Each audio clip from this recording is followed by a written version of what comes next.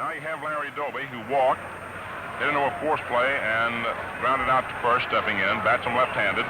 Voiselle throws. Slow curve that's over there for a call strike about letter high. Got the inside corner. Larry Doby, a 6'1", 182-pounder from Norwalk, Ohio. He takes a fastball up around the eyes now, and the count is even up 1-1. Cleveland 2, Braves nothing, last of the 7th.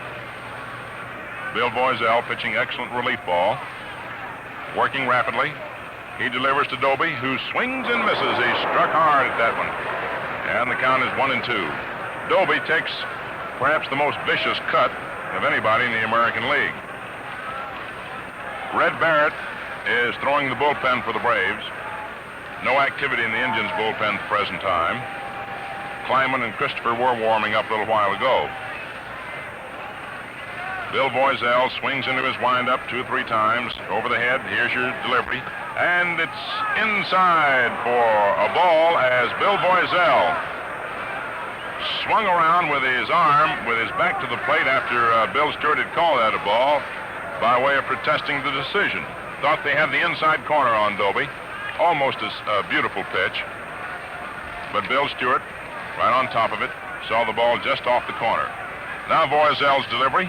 Swung on. It's a ground ball hit in the hole between first and second and through out into right field for a base hit. Tommy Holmes comes in, scoops the ball up, and he holds on to the ball as Larry Doby took a tremendous turn around first, and Doby probably would have broken for second had Holmes elected to throw to first. So Doby was trying to outfox Holmes. Holmes refused to let go of the ball until he kept running in toward the infield, and Doby had to finally go back to first. So it's a single for Larry Doby to right field. And here's Lou Boudreau. Takes a high outside delivery, ball 1. That's Doby's 4th hit of the series. In 11 times at bat, is that right, Jim? Lou Boudreau, right-hand batter up, stretched by Voiselle. Here's your pitch. Lou swings and lets a high pop-up down the left field line. Bob Elliott digging. So is Al Dark. Dark is over there and makes the catch, and it's in foul territory. It was signaled by Bill Summers that Al Dark caught the ball in foul territory. So that's all for the Cleveland Indians. In the last half of the 7th inning. No runs, 1 hit, no errors for the Braves, and 1 left on. Al Dark had a hand in all 3 outs that time. He tossed out Bearden and took pop-ups from Mitchell and Boudreau. Thus, at the end of 7 innings of play, the Indians still lead the Boston Braves by a score of 2-0, with your total showing the Indians 2 runs, 5 hits, no errors, 7 men left on base, and the Boston Braves showing no runs, 5 hits, 1 error, and 3 men left on. Gene Bearden has been stingy in allowing more than 1 hit in any inning. The Braves got a hit in the 2nd, 1 in the 3rd, 1 in the 4th. 1 in the 6th, 1 in the 7th. But there have been double plays coming to the rescue of Bearden in important situations. The Indians having come up today with 2 double plays, 1 in the 4th and 1 in the 7th. They made a couple yesterday in important situations to help along Bob Lemon. Just when it seemed that the Braves were on the verge of starting a rally, up would come the double play. To a pitcher, that's the greatest play in baseball. And so we're ready now, ladies and gentlemen, for the top half of the 8th inning. And the Boston Braves are sending up Phil Macy, Eddie Stanky, and Bill Voiselle, unless perhaps you may have a pinch hitter because Red Barrett is still throwing the bullpen down there for Boston. Gene Bearden, the left-hander, throws. Macy bunts down the 3rd baseline. Bearden races over, picks the ball up, fires it over to first in time for the out.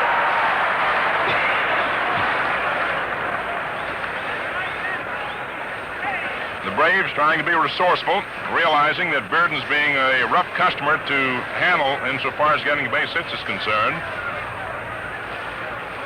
Trying to get on in some other fashion.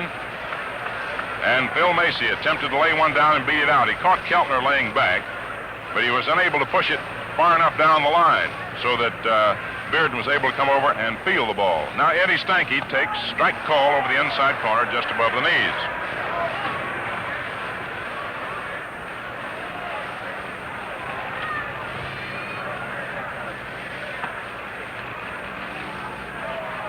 Bearden in his windup. The left-hander delivers. Stanky swings and lines one foul down the left field line into the Braves bullpen. Now Bill Summers calls time, and he orders an unusual situation. Tommy Holmes had come out on the batter's circle. That is normal when a pitcher's turn to hit is coming up next. The leadoff man will come over to the batter's circle. Billy Southworth had sent Connie Ryan out to hit for Voiselle, and you had two men on deck. So Bill Summers ordered one of them away. All right, Bearden throws. There's a pitch that swung on, hit back to the mound. Knocked down by Bearden. Picks the ball up, throws to first in time, and they're two away. Stanky hit a solid liner that 9 times out of 10 goes right straight through out over second into center for that base hit. But Gene Bearden knocked the ball down in self-defense more than anything else, recovered quickly, and fired to first in time to retire Stanky. And now we're going to have a pinch hitter for Bill Voiselle. Let's listen to the PA announcement. Tommy Ryan, batting for Voiselle. Number 8, batting for Voiselle. Connie Ryan, a right-hand hitter, coming up to bat for Bill Voiselle. Ryan's an infielder, 5'11", 175-pounder from New Orleans. Takes a pitch that's in there for a called strike. Fastball got the outside corner. The outfield plays him step toward left. Infield shaded slightly around toward third. Gene Bearden delivers. Connie Ryan swings and grounds one foul down the third baseline. Billy Southworth sticks out his southpaw hand and grabs it. Then hands it over to Kenny Keltner, who in turn tosses over to Gene Bearden. You're going to have Red Barrett coming in to do his second consecutive stint of relief pitching in as many days. Ryan up there batting for Voiselle. Braves are trailing 2-0, top of the 8th inning. Now the pitch. It's low. Ball 1. 1 ball, 2 strikes.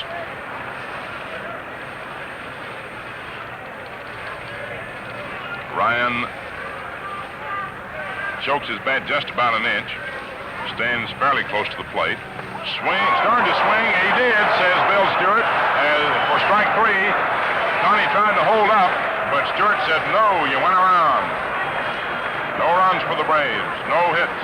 No Cleveland errors. Nobody left on for Boston. And the score at the end of 7.5 innings, the score is Cleveland 2, Boston 0. When men everywhere you go praise a new shaving aid, there must be a reason. Yes, and when you try the sensational Gillette Blue Blade dispenser, you'll know the reason. This handy device puts 20 Gillette Blue Blades, 40 superb shaving edges right at your fingertips. Push with your thumb and zip. There's a new blade unwrapped, ready for any Gillette razor. You save time, save bother. What's more, the shaving edges are perfectly protected at all times. They don't even touch the dispenser when blades are being ejected. Here's the handiest thing you can imagine. Get a Gillette dispenser and enjoy extra shaving convenience. Costs you nothing extra, just 98 cents. The regular price of 20 Gillette Blue Blades. Look sharp, feel sharp, be sharp. Use Gillette Blue Blades with the sharpest edges ever honed. Red Barrett coming on to do the pitching now for the Boston Braves.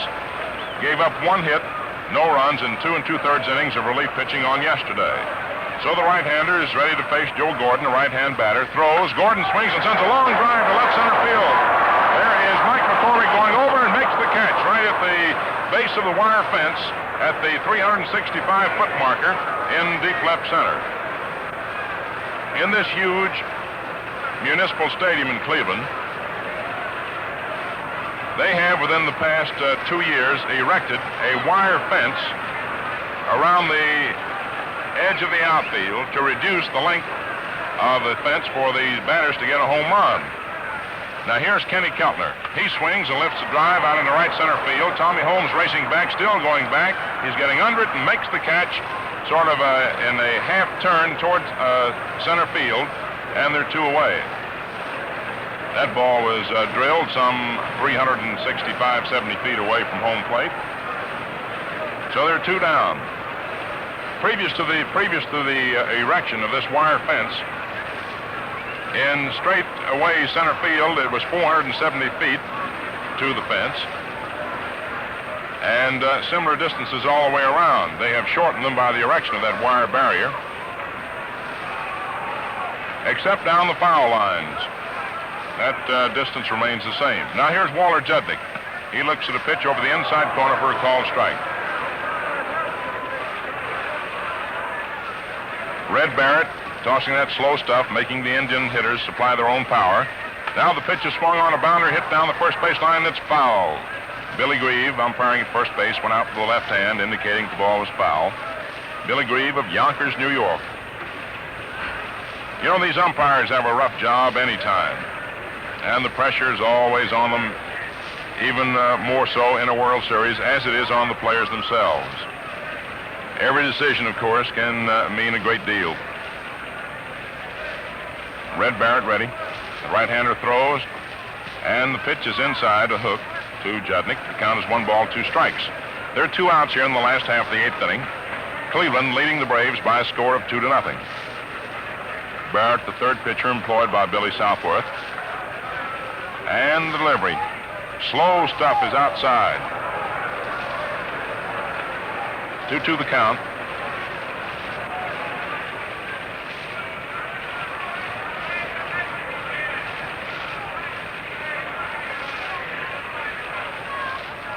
Here's your delivery, and it's inside to Judnick for ball 3. Some more breaking stuff. Judnick walked, struck out, and flied to center.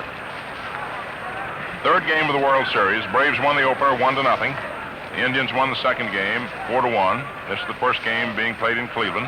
And the pitch swung on, a ground ball hit out towards second. Stanky to his left, up with it, throws to Frank McCormick in time for the out. So the Indians are out in order in the last of the 8th inning. No runs, no hits, no errors, nobody left on. At the end of 8 innings of play, it's 2-0 Cleveland, and we're ready for that fateful ninth. Folks, the World Series is as much a part of the American scene as ham and eggs and apple pie. It's just one more symbol of our heritage of free citizenship and individual rights.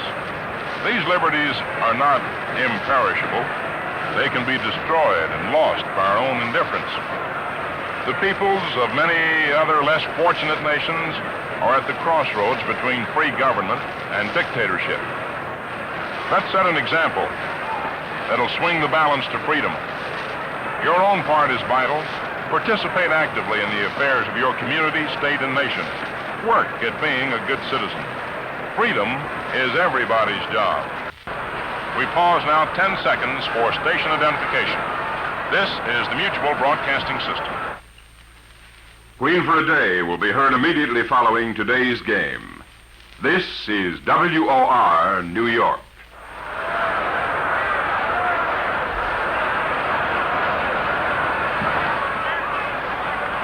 Going into the top of the 9th inning at Municipal Stadium in Cleveland. And it's the top of the order for the Boston Braves. They trail 2-0. And it's Tommy Holmes up there, left-hand hitter. 0 for 3 on the afternoon, grounded short, bounced out to the pitcher and grounded second. Gene Bearden throws high inside for ball 1 to Tommy. Tommy Holmes, a 5'10", 175-pounder from Brooklyn, New York. Lou Boudreau moves Larry Doby over into straightaway center. Larry was over into left center. Kenny Keller laying in close at third in anticipation of a possible bunt. Gene Bearden delivers. Tommy Holmes looks at a fastball that's right in there for a call strike. Wasn't too fat. Got the inside corner just above the knees. Joe Gordon's laying 2 strides to the right of second, deep. Eddie Robinson at first base, wide of the line, about 15 feet. Here's your pitch. Swung on, hit foul down the third base line as Tommy Holmes is trying to hit in the left field. And there's a man leaning over a field box out there trying to get that ball for a souvenir.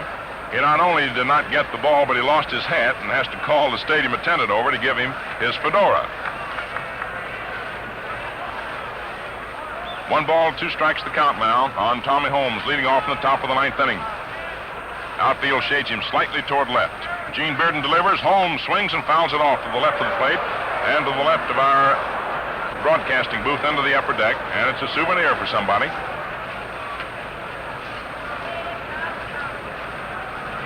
Holmes trying to get the same type of hit that he got in the 8th inning of the first game to win that ball game for the Braves, 1-0. A line drive down the left field line. Left-hander Gene Bearden ready, throws. Holmes takes that knuckler, but it's inside. And, of course, low, and the count is 2-2.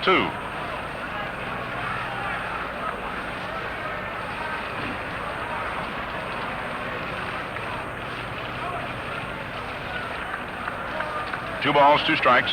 Top of the 9th inning, 2-0, favor of Cleveland. Gene Bearden ready. Boy that was born in Helena, Arkansas. Delivers a pitch that swung on, hit back to the mound, grabbed a 1-hop by Bearden, throws on over to Eddie Robinson, and Tommy Holmes is out. Bearden to Robinson. So there's 1 down the top of the 9th inning as Al Dark comes to the plate. Bearden lives in Los Angeles, California now, but he was born in Helena, Arkansas. He's sort of an Irish Indian extraction. And you know, the weather has brightened beautifully. Lots of blue in the sky now. After all morning rain, sun is out. Gene Bearden ready, pitching to the right hand, hitting Al Dark, low into the dirt, ball 1. 1 ball, no strikes.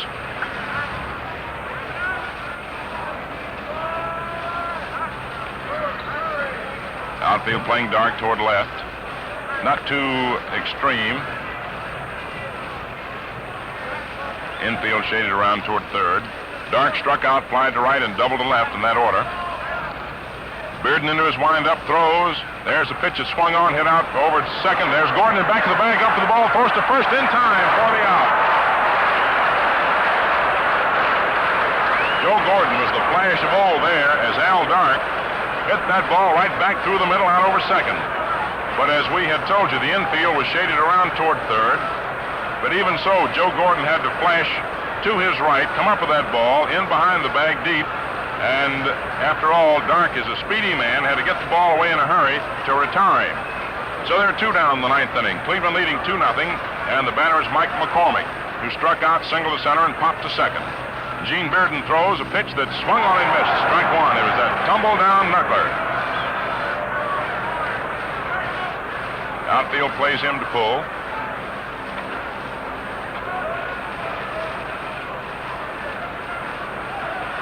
Bearden again ready, throws.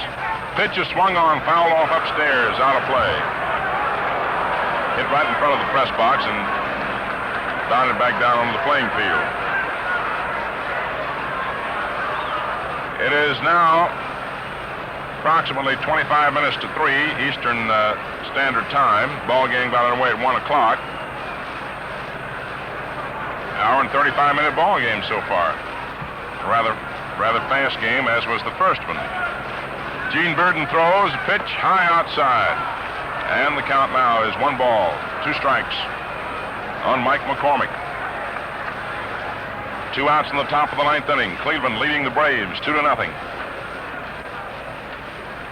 Gene Bearden, great figure on the mound, into the windup. Round comes the left arm. The pitch is high outside. Bearden trying to get Mike McCormick to go after a bad pitch. And now Jimmy Hegan decides to call time to walk out to talk to Bearden. Try to settle him down. Come on, Gene, don't try to get over too much in a hurry. Just take your time. 2 balls, 2 strikes, 2 outs. We've not had too much confirmation, so to speak, as regards tomorrow's pitchers. Shouldn't be at all surprised to see maybe Sane and Feller right back at it. That's sheer speculation at the present time. Now the pitch. And it's high for ball 3. It was over the outside corner, but high. So he got a full count now on Mike McCormick. With 2 down the top of the 9th inning. Nobody on, and the Braves behind 2 runs. Gene Bearden into his windup, the payoff pitch. It swung on and grounded foul off to the left of the plate with Billy Southworth scooping it up. Bob Elliott on deck will hit next if Mike McCormick gets on. The series thus far has been marked primarily by outstanding pitching for the most part.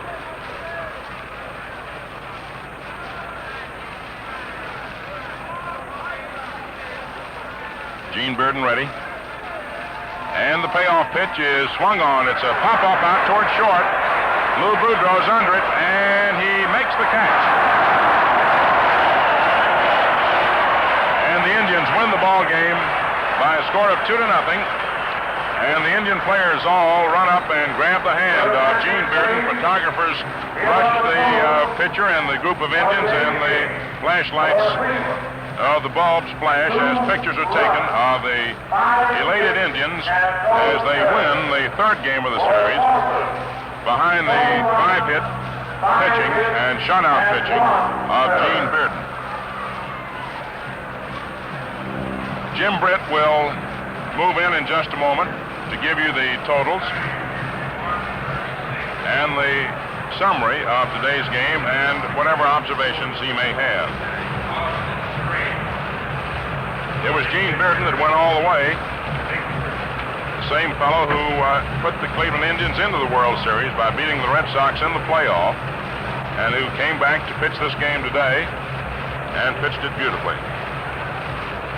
2 runs, 5 hits. No errors for the Indians with 7 men left on.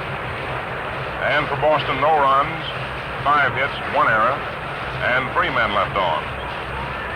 Vern Bickford started for the Boston Braves with Bill Boiselle and Red Barrett coming in relief. And it was Vern Bickford who was charged with the defeat. So that's it. That's the end of the third game. And now moving into the Gillette microphone is Jim Britt. Thank you, Mel. This is the second time in 3 years that a World Series has produced 2 shutouts, because in 1946, Harry the Cap Brackeen and Dave Ferris of the St. Louis Cardinals and Boston Red Sox, respectively, turned in blankings. The final score again, Cleveland, 2 runs, 5 hits, no errors, 7 men left on base. The Boston Braves, no runs, 5 hit, 1 error, and there were 3 men left on base. The Braves got only 1 runner as far as third base, and only 2 other men got as far as second. The 5 hits were divided equally among 5 of the Braves, and Al Dark was the only one to get a double. It's interesting to note that in this series so far, the Braves have had only 2 extra base hits, doubles by Stanky and Dark, and Cleveland has happened to have only 3 extra base hits, doubles by Doby, Boudreau, and Bearden. The hero of this ball game, 60 ways from Sunday, was Gene Bearden. And Mel, I know that you and our Gillette listeners will be interested to know that makes 1 earned run against Bearden over his last 38 innings of pitching in 1948. And that 1 earned run came in the 21st inning during the championship playoff game in Boston. He then went on to allow 2 unearned runs in that contest, and no earned runs whatever today. No runs at all, in fact. Furthermore, he wielded the big stick for Lou Boudreau's Indians, because in the 3rd inning, after 2 hitless innings had been flung by Vern Bickford, with 1 man out, Bearden doubled over Tommy Holmes's head in right field. It was a long wallop that would have been well up into the right field bleachers at Boston. Then Mitchell walked. Doby hit a ground ball that looked like a perfectly set up double play. But when Eddie Stanky fired to Al Dark, as Dark relayed to first base, Bearden, meantime having gone to third, Mitchell hit him, knocked his elbow out of kilter, and the ball sailed way by first baseman Buck McCormick into the Cleveland dugout. Bearden coming in with a run, an unearned run to be sure, the second unearned run the Indians have scored. But it put Cleveland in front 1-0, and as subsequent developments proved, that was all Bearden needed. But in the 4th inning, Bickford made the fatal mistake of walking Keltner. He then struck out Judnick. Robinson singled Keltner to second. Hegan singled to center, scoring Keltner. Bearden singled to load the bases and drive out Bickford. And then Boiselle came in to retire the side. The Braves can derive some measure of consolation from the fact that their 3 relief pitchers, Red Barrett, Nels Potter, and Bill Boiselle, have yielded only 1 unearned run and 3 hits in 9 1/3 innings of pitching. But it is a simple truth that the horse had been stolen prior to their appearances in the 2 games in which they worked. This game, incidentally, was 6 minutes shorter than the game on opening day. So far, they are well on their way to a record for wrapping up these World Series classics in near record time.